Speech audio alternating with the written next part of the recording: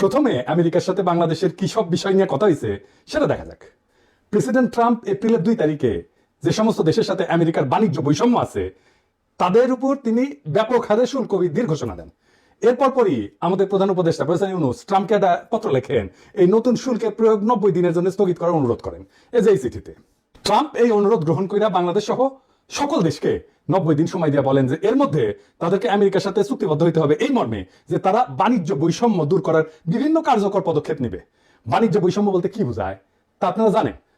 তাও বলি, আমরা আমেরিকা যে পরিমাণে টাকার পণ্য রপ্তানি করি, আমেরিকা আশা করে আমরাও সেই পরিমাণে পণ্য আমাদের দেশে আমদানি করব। আমেরিকাও আমাদের দেশে রপ্তানি করতে চায় সেই পরিমাণে পণ্য। খুব স্বাভাবিক চাওয়া, তাই না? ন্যায্য চাওয়া। সেটা না হইলেই বাণিজ্য বৈষম্য হয়। ইন্ডিয়াও ওই একই কাজ করে আমাদের সাথে, মানে আমাদের দেশে বেচে 100 টাকা আর আমাদের দেশ থেকে কেনে 4 আনার জিনিস। যাই হোক, ট্রাম্পের কাছে পাঠানো প্রেসিডেন্ট ইউনূসের চিঠিতে আমরা জানতে পারলাম যে এর 2 মাস আগে তিনি হাই রিপ্রেজেন্টেটিভ ডক্টর খলিলুর রহমানকে, তিনি বর্তমানে একই সাথে জাতীয় নিরাপত্তা উপদেষ্টা, তাকে ওয়াশিংটনে পাঠিয়েছিলেন আমেরিকার কাছে এই প্রস্তাব দিতে যে বাংলাদেশ স্বতঃপ্রণোদিত হইয়া আমেরিকার সাথে তার বাণিজ্য বৈষম্য দূর করার পদক্ষেপ নিতে চায়। নিজে থেকেই বলছে বাংলাদেশ সর্বপ্রথম দেশ যে আমেরিকার কাছে এই ধরনের প্রস্তাব দেয়, দুনিয়ার মধ্যে প্রথম দেশ। এটা মাথায় রেখেন, লিখে রাখেন। চিন্তা করে দেখেন, ট্রাম্পের অ্যাকশনের 2 মাস আগেই প্রফেসর ইউনূস এবং ডক্টর খলিল বুঝতে পারছিলেন যে ট্রাম্প বাণিজ্য বৈষম্যের বিষয়ে অ্যাকশন নেবেন এবং তাই তারা এই আগাম পদক্ষেপ নেন। ট্রাম্প যখন এপ্রিলে শুল্ক বৃদ্ধির ঘোষণা দিলেন ততদিনে কিন্তু বাংলাদেশ বাণিজ্য বৈষম্য কমাই আনার কাজ শুরু করে দিচ্ছে, মানে আমরা আগাইছিলাম। ট্রাম্পের কাছে লেখা প্রফেসর ইউনূসের চিঠির একটা বিষয় লক্ষ্য করলে বোঝা যাবে যে তিনি বাণিজ্য বৈষম্য কমানোর এই কাজে আসলে কি হাসিল করতে চাইতেছেন। তিনি বলছেন যে বাংলাদেশ আমেরিকার কাছ থেকে অধিক পরিমাণে কৃষি পণ্য ক্রয় কইরা বাণিজ্য ঘাটতি মেটানোর চেষ্টা করবে। এটাই আমি বলছিলাম হার্টল্যান্ড, হৃদয় জয়। হার্টল্যান্ড মানে যে সমস্ত আমেরিকার প্রদেশ কৃষি পণ্য তৈরি করে। কৃষি পণ্যের উপর তিনি জোর দিলেন কেন, এটা আমার ভিডিওতে আছে। তারপরেও আমরা আরেকটু বুঝে দেখি। এটা আমরা বুঝতে পারলাম আমেরিকা বাংলাদেশের উপরে 20% শুল্ক ধার্য করার পর প্রকাশিত রয়টার্সের একটা খবর থেকে। রয়টার্সের এই খবরে বলা হয় যে শুল্ক আলোচনায় বাংলাদেশের প্রধান আলোচক বা lead negotiator doctor Khalilur Rahman বলছেন যে protecting our apparel industry was a top priority, but we also focused our purchase commitments on US agricultural products. This supports our food security goals and fosters goodwill with US farming states. ইংরেজি যেহেতু কইছে ঠিকই কইছে, তাই না? বাংলায় এটা মানাইতেছে যে উনি বলছেন যে আমাদের বস্ত্র শিল্পকে, গার্মেন্ট শিল্পকে রক্ষা করা একটা প্রায়োরিটি কাজ, উচ্চ অগ্রাধিকার। সেটা সত্ত্বেও আমেরিকা থেকে কৃষি পণ্য আমদানি ছিল আমাদের ফোকাস। এতে আমাদের খাদ্য নিরাপত্তা বৃদ্ধি পাবে এবং আমেরিকার কৃষি নির্ভর রাজ্যগুলির সাথে আমাদের ঘনিষ্ঠতা বাড়বে। তিনি যেহেতু ইংরেজিতে কইছেন ঠিকই কইছেন, আর আমি বাংলাতে কইছিলাম হার্টল্যান্ড, যে আমি হার্টল্যান্ডকে মানে আমেরিকার কৃষি পণ্য উৎপাদন করে যেই অঞ্চল, যে প্রদেশগুলো, সেগুলোকে বলে হার্টল্যান্ড। এই হার্টল্যান্ডের পণ্য আমরা কিনবো, তাই আমরা আমেরিকার হৃদয় জয় করবো। তাই এই কথাটার অর্থ কি যে আমেরিকা থেকে বেশি কৃষি পণ্য ক্রয় করা এক কথা, কিন্তু তিনি কেন খাদ্য নিরাপত্তার বিষয়টা টেনে আনলেন? আমরা জানি আমাদের দেশে 40-এর মন্বন্তর 74-এর দুর্ভিক্ষে লক্ষ লক্ষ লোক মারা যায়। এটা আমাদের জাতির কালেকটিভ মেমোরিতে আছে। যুদ্ধকালীন সময় এত লোক কিন্তু মারা যায় না। এরপর অপুষ্টিতে মারা যায় অগণিত মানুষ। এই স্মৃতি আমাদের এখনো তারা কইরা বেড়ায়।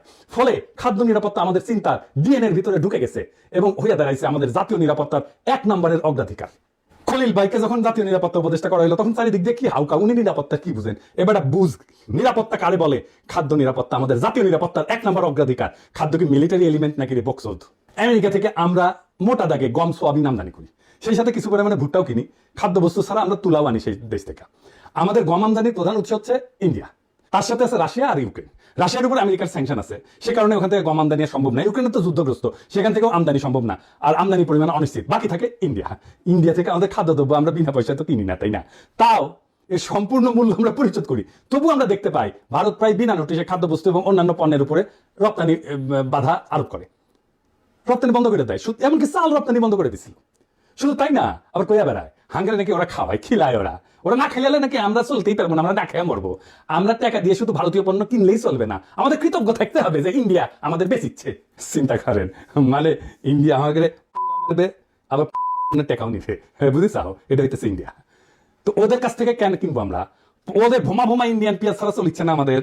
একসময় বলতো না ইন্ডিয়ান পেঁয়াজ ছাড়া আমাদের চলবে না, চলে, এখন চলিচ্ছে আমাদের পেঁয়াজ ছাড়া। ওদের ধরে চটাস করে থাপ্পড় মারবেন যারা এটা কথা বলতো এক সময়। ইন্ডিয়ান ফ্যাক্টরি যেগুলো বাংলাদেশে বানাইছে না, বন্ধ করো কয়ে দিলাম আগে, নয়তো ধানমন্ডি 32 নাম্বার করে দেবো, পরে আবার কয়ে না, সাবধান করি নাই। তার মানে ধরেন আমাদের যখন বিশেষ প্রয়োজন তখন এমন অবস্থা হইতে পারে যে ভারত আমাদের খাদ্য রপ্তানি বন্ধ করে দিচ্ছে। এই তো কয়েকদিন আগে পাকিস্তানের সাথে যুদ্ধের প্রাক্কালে আমরা দেখলাম যে ইন্ডিয়া পাকিস্তানের সিন্ধু নদীতে পানি প্রবাহ একতরফাভাবে বন্ধ করে দিয়েছে, যে কাজটা পূর্বের কোনো যুদ্ধকালে সে করে নাই। অর্থাৎ পানিকে ভারত অস্ত্র হিসেবে ব্যবহার করেছে। ভারত যে ভবিষ্যতে খাদ্যদ্রব্যকে অস্ত্র হিসেবে ব্যবহার করবে না তার কোনো গ্যারান্টি আছে? তো জাউরা ও করবে না এমন কোনো কাজ নাই। আমি মোটামুটি নিশ্চিত আমেরিকা থেকে অধিক পরিমাণে খাদ্যদ্রব্য আমদানি করার সিদ্ধান্তের পিছনে প্রফেসর ইউনূস এবং খলিল ভাই এই ভাবনাটাকে বিশেষ বিবেচনায় রাখছেন। ফলে ইন্ডিয়া আমাদের প্রয়োজনের সময় খাদ্য রপ্তানি বন্ধ করে আমাদের উপরে চাপ দিতে পারবে না। এই একই কথা তুলা আমদানির ক্ষেত্রেও প্রযোজ্য। বাংলাদেশকে টাইট দেওয়ার একটা বড় অস্ত্র এভাবে ভারতের হাত থেকে নীরবে সরাই আনিছেন প্রফেসর ইউনূস আর ডক্টর খলিল। সাবাস, বাগের বাচ্চা। আমার বিশ্বাস প্রফেসর ইউনূস আর ডক্টর খলিল এই কাজগুলো করেছেন বাংলাদেশের স্বার্থ বিবেচনা কইরা। ভারতের ক্ষতি করা তাদের অবশ্য উদ্দেশ্য ছিল না, কিন্তু ভারতের যাতে ক্ষতি হইল সেটা তারা সারা জীবন মনে রাখবে। একে তো খাদ্যদ্রব্য রপ্তানি হঠাৎ করে বন্ধ করে আমাদের মতো বাংলাদেশকে বিপদে ফেলায় ভারত তার হীন স্বার্থ কখনো হাসিল করতে পারবে না। সেই সাথে ভারত আরো একটা বড় ক্ষতি হইল, বাংলাদেশে তার যে খাদ্যদ্রব্য এবং তুলার মার্কেট সেটা এখন অনেক ছোট হয়ে যাবে। ভারতের সাথে আমাদের যে বিশাল বাণিজ্য ঘাটতি ছিল সেটা অনেকটাই কমে যাবে। অর্থাৎ বাণিজ্য ঘাটতি কমাইতে ট্রাম্প যেটা দুনিয়ার সঙ্গে প্রকাশ্যে করতেছেন, প্রফেসর ইউনূস আর খলিল ভাই ভারতের সঙ্গে তলে তলে সেই কামটাই সারলেন, কিন্তু কেউ সেটা আগে ভাগে আন্দাজ করতে পারলেন না। এটারে কয় চাপা মায়ের হয়, এটাতে কিন্তু সাউন্ড হয় না।